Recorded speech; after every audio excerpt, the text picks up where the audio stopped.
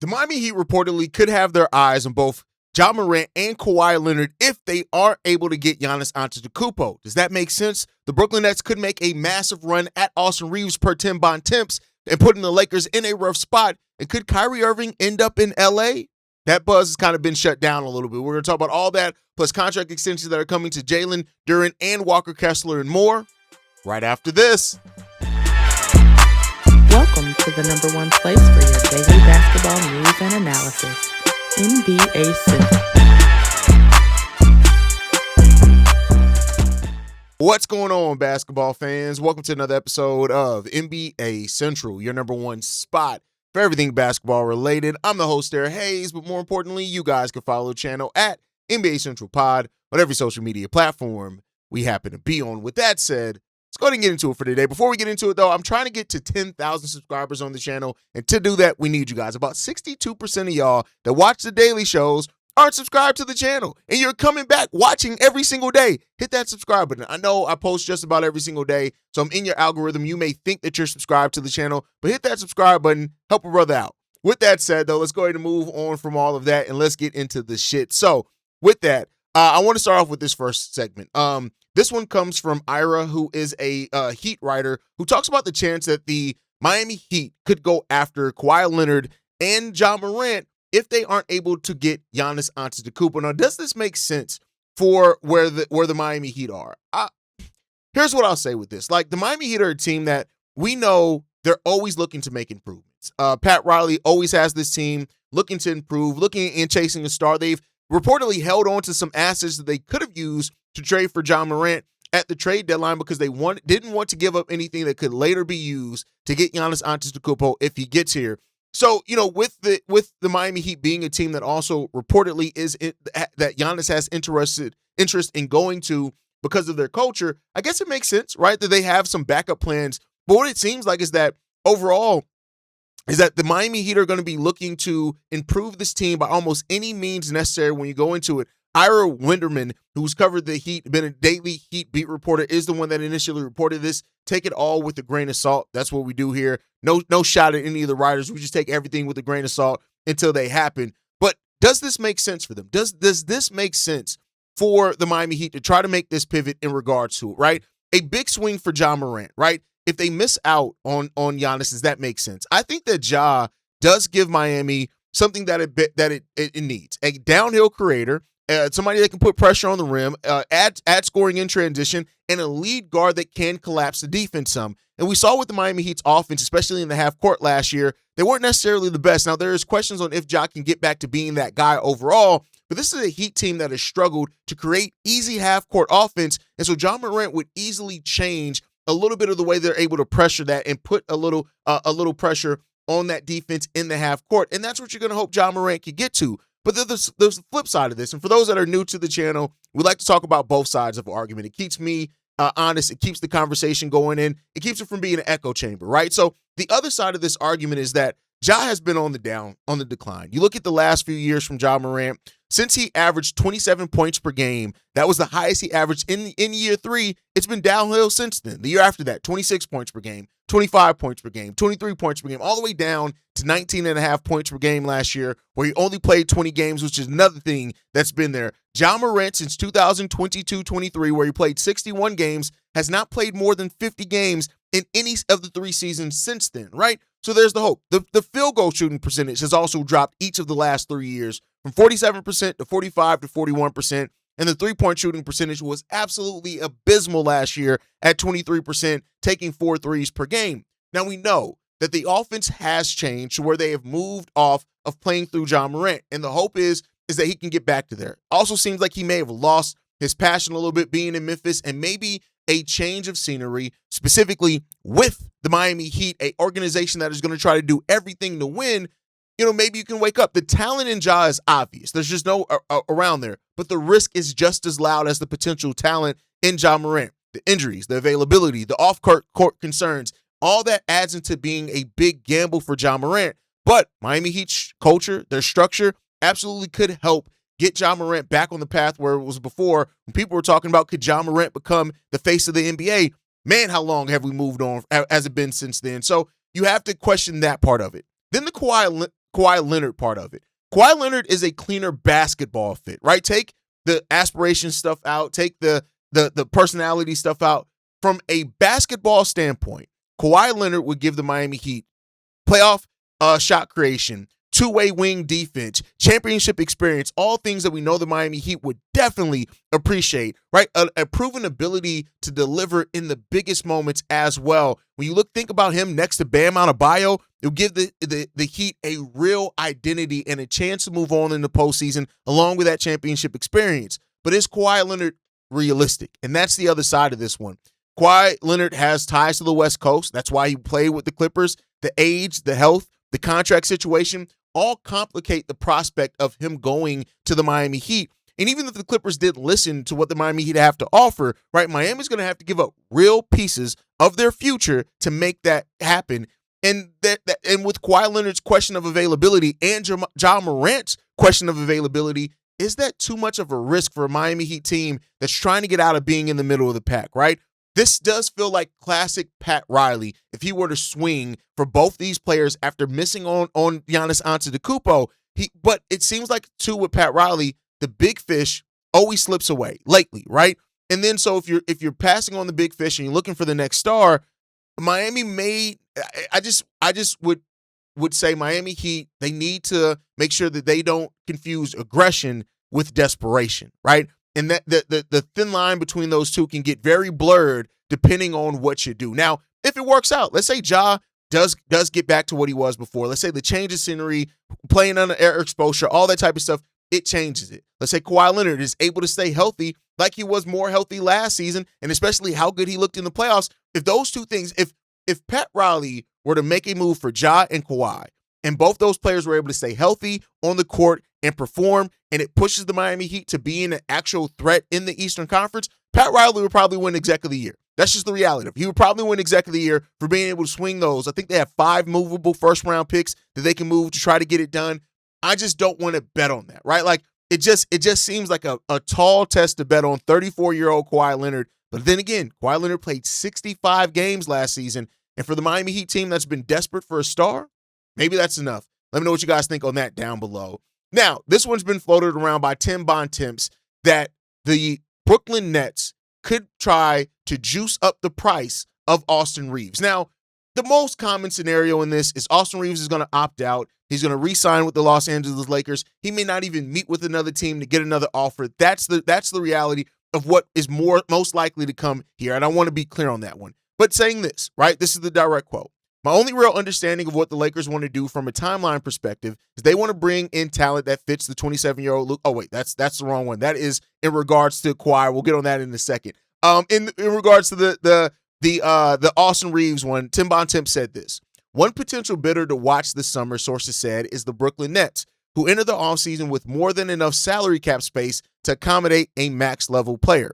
Reaves is eligible to return to the Lakers on a 5-year max $239 million contract. However, according to Bobby Marks, scouts and executives project his new deal will land in the range of 5 years, $200 million. That's a $40 million annual average value.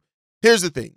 Could the Brooklyn Nets make an offer for Austin Reaves? Yes. Would Austin Reaves take the offer is the question. Could the Nets actually steal Austin Reaves from the Lakers?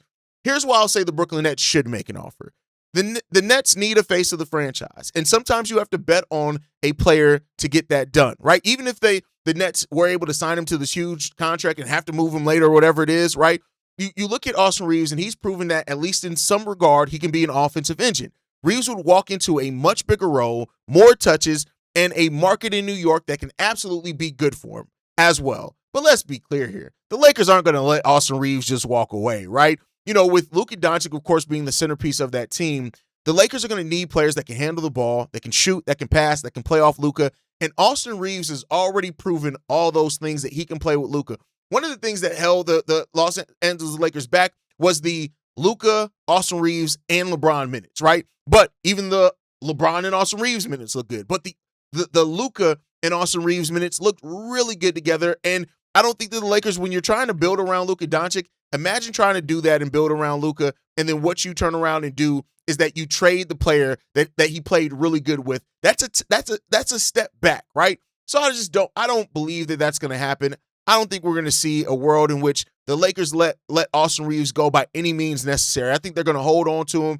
I even think if the Brooklyn Nets were to offer Austin Reaves a absolutely ridiculous deal, they're going to keep him. When Austin Reaves and Luka Doncic shared the court last year, they were plus 208. They had a net rating of plus 118, an offensive rating of 121, and a defensive rating that's actually respectable at 112. 110 is basically league average. When we get down anything lower than that, you're elite, right? So I don't see them allowing Austin Reaves to even get to that point. He's going to opt out. It's good.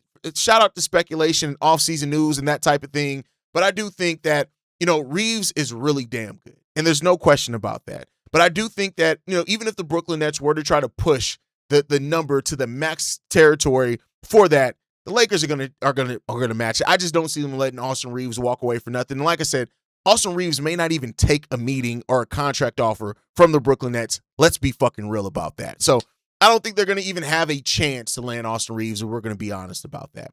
But there's another guard that's been mentioned in a rumor that Kyrie Irving could go to the Los Angeles Lakers. I actually started reading that quote before, but this is a quote in regards to this one. I'm trying to make sure that this one came from Tim Bontemps as well. It said this: "My only real understanding of what the Lakers want to do from a timeline perspective is that they want to bring in talent that fits 27-year-old Luka Doncic's timeline.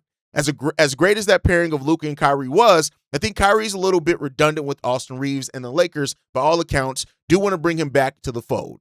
I'm not paying too much stock in the Kyrie-Luka reunion at this time. It's an interesting idea. Obviously, the pairing worked, but that's not something I've been made aware of at this juncture." Now, Kyrie Irving's 34 years old, missed all of last season with an ACL injury. And so here's the thing, right? The basketball chemistry between Luka and Kyrie Irving is proven. You can't take away from that. It worked in Dallas. They made a finals run together. Kyrie remains still one of the most skilled players in the NBA, period. You can't take that away from him.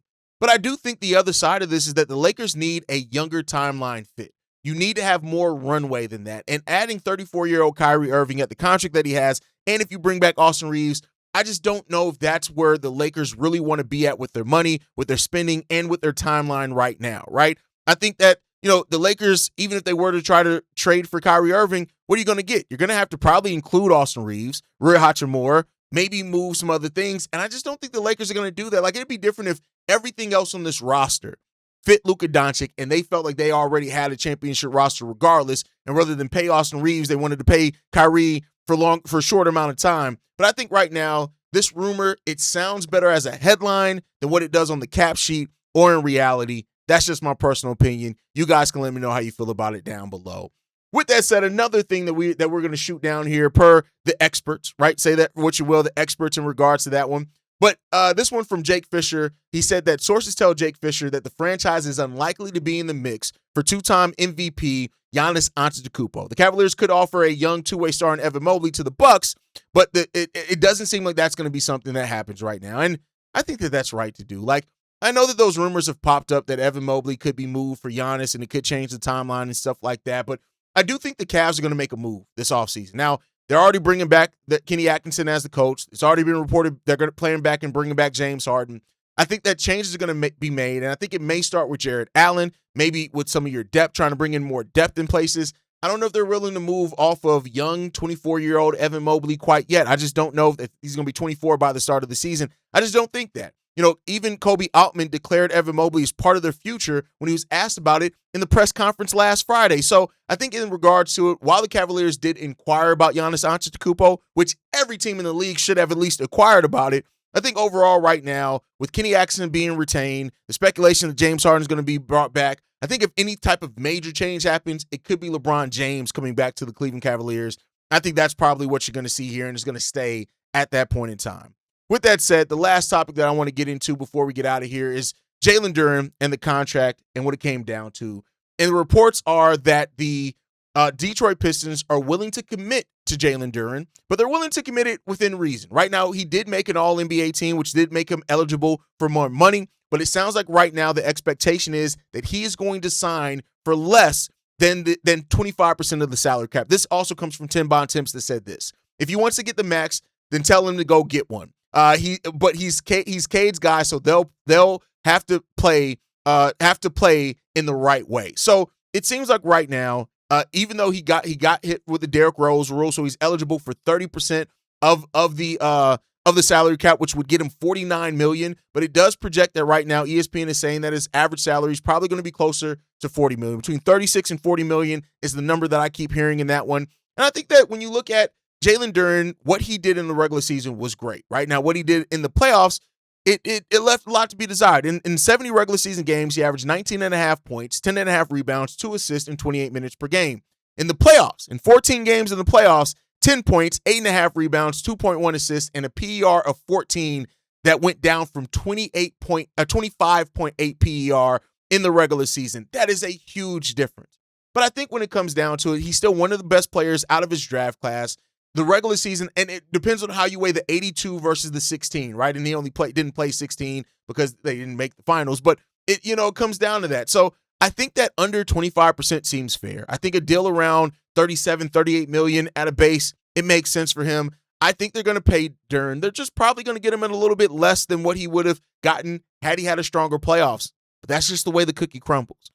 Also, Walker Kessler right now, it seems like the Utah Jazz are planning on keeping Walker Kessler. They want to retain him between $25 and $32 million contract there. And that makes sense for him, right? I think that the way that they structure is going to make some sense there. Re-signing him adds more stability for this team that has already signaled they're finally moving out of tanking and they're moving towards competing, which is really good, right? And I still think that Lauri Markkanen could be the other domino that falls in this. I'm not saying that they're going to trade him this offseason, but as the season goes on, watch out for Lauri Markkanen to become available, right? They're ready to win now, and Lauri still remains the team's motor and all of that type of stuff. But as they add more players, where they are in the draft this year and that type of stuff, I think that they may have to move on from stuff. Now, they may try to have it both ways, right? They may try to keep everybody, stay flexible as possible before they have to decide to move on from players, but the salary is going to balloon at some point in time, and that's what the Utah Jazz have to make their decision on. Utah feels like a team that's finally picking the lane of competing. Now, how much do they double down on that is the question, and how much are they willing to pay with where their roster currently is? But this upcoming season is going to be the first season where we actually get to see the Utah Jazz just play basketball and not try to tank it out. So we'll see what happens in regards to that one, man. But that's it for today. I want to thank you guys for tuning in, man. The offseason rumor mill is going to get crazier and crazier as this offseason goes on. With the draft about a little under a month away, it's going to get crazy. Whether Miami's chasing Ja Morant, Kawhi Leonard, Austin Reaves, whatever it ends up happening in this offseason, we're going to be here to cover it all. So make sure you guys hit that like button, subscribe to the channel, hit that notification bell so you never miss an episode or an upload. You can follow us at NBA Central Pod. You send us any feedback, questions, comments, concerns, NBA Central Show at gmail.com. And then lastly, if you want to leave a text message and our voicemail for the mailbag, the number to do so, 773-270-2799. We're the number one spot for everything basketball related, but that is thanks to you, lovely and beautiful people. And like I like to end every episode on, I'll catch you guys the next time I feel like making a video. Peace out. Been a presentation of the Break Media.